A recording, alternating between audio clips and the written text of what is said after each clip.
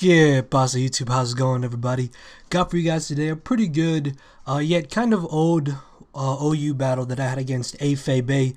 Some of you guys might know who he is. I'll leave his channel link and Twitter link down in the description. He does upload videos, so make sure to go check him out. And before I continue, I'm gonna say that I will never, ever doubt you guys to ever reach a like goal again, because I lowered it in a previous Wi-Fi battle because I thought the video was too long, and no, you guys doubled it and just completely destroyed the like goal, which is crazy.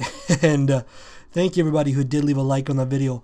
Also, at the time of me recording this, I am only a few subscribers away from 15,000, which is truly amazing. And I want to thank you everybody for getting me to this point.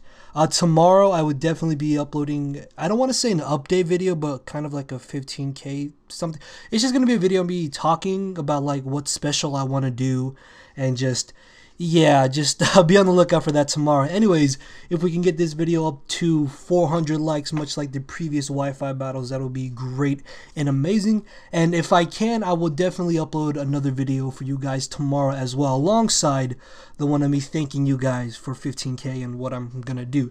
Anyways, looking at team preview, as I said, this is an OU battle. Now my team is honestly not the best put together. I just really wanted to use Assault Vest Slowking and Sylveon along with Garchomp.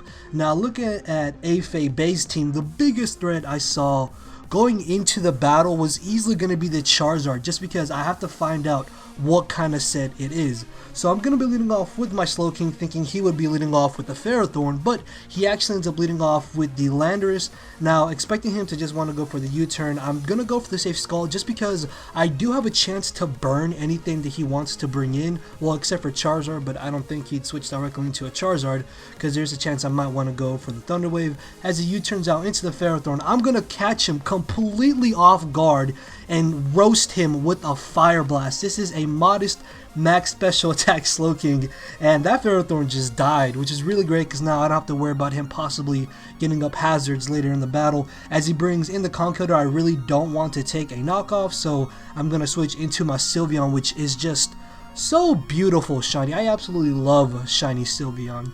And he's going to go for the knockoff, and I believe I take this opportunity just to go for the wish, because I do want to keep my Sylveon at as high HP as possible. As he brings in the Rotom, I'm going to pass off this wish to my Charizard, knowing that I can take a Will-O-Wisp and I can take a Volt Switch. He gets a crit. And this crit was actually really major. I don't typically say when I get critted it's important, but this is actually really huge, just because I was a Charizard Y. His team does not really deal with Charizard Y all that great. And now I lost the biggest threat on my team to his team.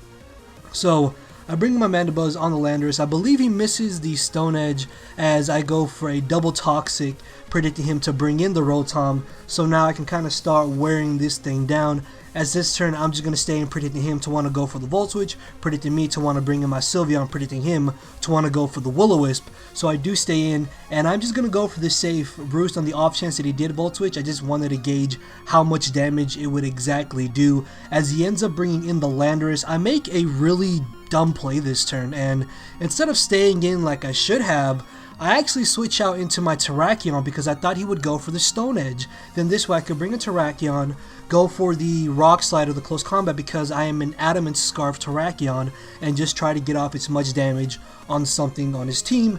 But he does make the better play, which is U-turning. As he U-turns out into the Conkeldurr, obviously I don't want to stay in and take a Mach Punch or a Drain Punch, so I'm going to switch directly into my Sylveon as he does predict me to switch out. He goes for the Drain Punch, which thankfully is not a 2-KO, so I'm just going to stay in, and I'm going to go for the Wish because, as I said earlier, I want to be able to keep my Sylveon at as much HP as possible, because Sylveon is definitely going to be a big help in this battle. Now the reason why this little part right here is so sped up is because it's really just the stalliest part of the battle. It's me trying to get out of this confrontation without being burned and trying to be almost at full HP while trying to take him down with a combination of Toxic and Hyper Voice. And the reason why I have Hyper Voice is because I have Pixelate, which turns any normal type move into a fairy type stab move, and also increases its power by 30 or 33%, I want to say. So eventually he Volt Switches. As he brings in the Charizard, I actually do a respectable amount of damage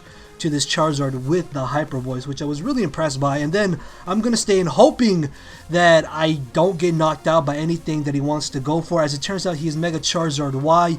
He ends up going for the Focus Blast, and the only logical thing I can think about was that he probably predicted me to bring in my Terrakion, predicting him to go for the Fire Blast, which I could have done, but that was just way too risky and something that I was not about to risk. As I go for the Wish, I'm going to bring in my Slowking, knowing that I should be able to take a Fire Blast even if he does crit me, and I'm going to be brought back up to full HP, and because I am Assault Vest, I should be able to easily live a Solar Beam, so I'm just going to go for the safe Psyshock. Unfortunately, he most likely knows I am Assault Vest, so he's going to switch into his Rotom, which does not get knocked out by the Psyshock, and this is a situation where I wish I had Psychic over Psyshock, but it's just, yeah, I have Psyshock and not Psychic. I was kind of contemplating running both, but I do like the extra coverage move, as unfortunately for him, I actually get a crit with my next Psyshock. Then this turn, predicting him to want to go for the Volt Switch, I'm going to switch into my Garchomp, which was so stupid and such a terrible play on my part, because he goes for the Will-O-Wisp. At this point in the battle, I completely blanked out and thought, okay, he's just going to Volt Switch, right? Forgot all about Will-O-Wisp, and he catches my Garchomp, as thankfully for me, I'm not going to miss this Fire Blast because my other two offensive moves are Earthquake and Outrage. So obviously I don't want to get locked into Outrage because I'm burned and I can't hit it with Earthquake, so I'm going to knock it out with the Fire Blast. As he brings in the Conkeldurr, I am burned, which means if I stay in, I'm not going to be doing any type of damage to this Conkeldurr. So I switch into my Sylveon, and surprisingly enough to me, that is an easy 2-hit KO with Ice Punch at the amount of HP that I was at. So I'm in a situation where I can either go for the Heal Bell or go for the Hyper Voice, and ultimately I decided to go for the Heal Bell because I thought having my Garchomp would be more beneficial to me than having my Sylveon. As I bring in my Slowking, I was hoping and praying that I would live a knockoff, and thankfully I do. Unfortunately, I don't quite knock out the Conkeldurr, which really sucks because now I'm going to be forced to bring in my Garchomp because I don't want to bring in my Mandibuzz because I can't knock it out with the knockoff, and I don't want to bring in Terrakion and lock myself into close combat. So I bring in Garchomp. He gets a crit with the Mach Punch, which I don't really think ends up mattering at all, to be honest, as I go for the Outrage. I was fearing the fact that he would switch into his Landorus, which is why I went for that, and I'm thinking that his Landorus is most likely Scarfed, so he's going to bring in the Landorus, and the fact that he actually outspeeds me has me 100% positive that he is Scarfed, but I'm able to live the Stone Edge and get off a respectable amount of damage with the Outrage, even though I was at -1.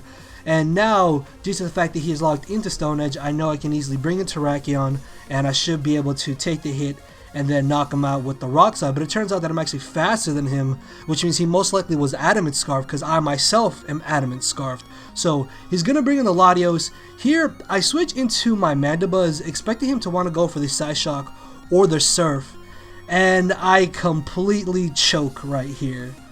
To be honest, I don't know if the outcome would have been different if I didn't make the play that I'm about to make, but what I was thinking was, okay, he's going to be fearing that Draco Meteor can knock out my Mandibuzz. So I'm going to predict him to predict me to knock off and bring in Charizard Y, and I'm going to double switch into my Terrakion, lock myself into Rock Slide, take out the Charizard, get off a little bit of damage on Latios, then finish off the game with Mandibuzz. But no, he goes straight for the Draco Meteor on my switch into Terrakion, and that is basically game, because I can do nothing to this Charizard.